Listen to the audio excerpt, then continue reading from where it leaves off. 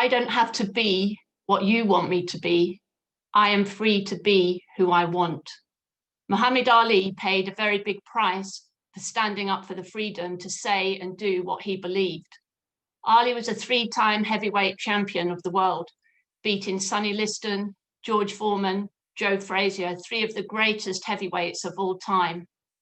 Ali became the greatest because of what he did in the ring, but what he said and did outside the ring made him a symbol of freedom. Few people today remember that in his prime as the heavyweight champion of the world in the 1960s, Muhammad Ali was the most reviled figure in the history of American sport. Ali did not conform to what was expected of him. He didn't box like a heavyweight boxer. He danced, he shuffled, he was fast.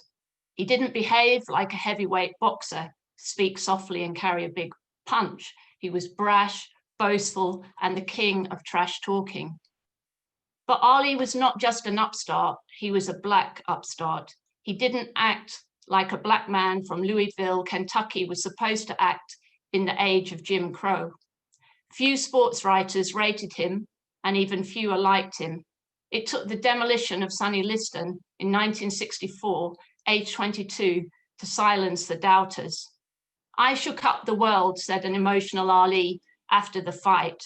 But what he told the press the next day really shook up a country in which racial oppression was a way of life. I do not have to be what you want me to be, said Ali to the assembled journalists when he revealed that he joined the Nation of Islam and had changed his name from Cassius Clay to Muhammad Ali. I am America. I am the part that you won't recognize, but get used to me. Black, confident, cocky, my name, not yours, my religion, not yours, my goals, my own, get used to me. Ali's words were electrifying. For a black man to declare that he was the greatest and refuse to know his place took guts.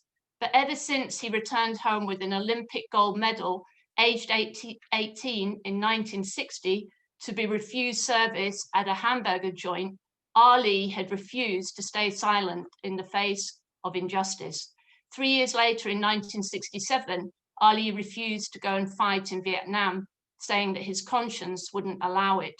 He was found guilty of draft evasion and stripped of his heavyweight crown, his boxing license, and his passport. He was sentenced to 5 years in prison, but was freed on bail. Ali could not fight in America, and he couldn't leave America. He was crucified. The media and fellow sportsmen denounced him as a traitor. Ali had good reason to think that he would never box again, but he was prepared to make that sacrifice to stand up for the right to say and do what he thought was right. Ali did not box again until 1971. He was out of the ring for almost 4 years at the height of his powers, and when he came back, he stayed too long and took too many punches, but not before he'd won 2 more heavyweight belts, beating George Foreman in the Rumble in the Jungle and Joe Frazier in the Thriller in Manila, the best heavyweight fight of all time.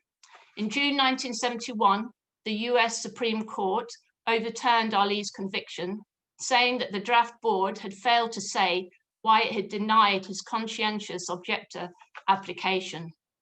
Ali's defense was the First Amendment of the American Constitution, which protects freedom of speech, the matrix, the indispensable condition of nearly every other freedom, as Justice Benjamin Cardozo put it almost 100 years ago. Today, when freedom of thought and freedom of speech are under attack as never before, we should remember Ali's courage and be brave.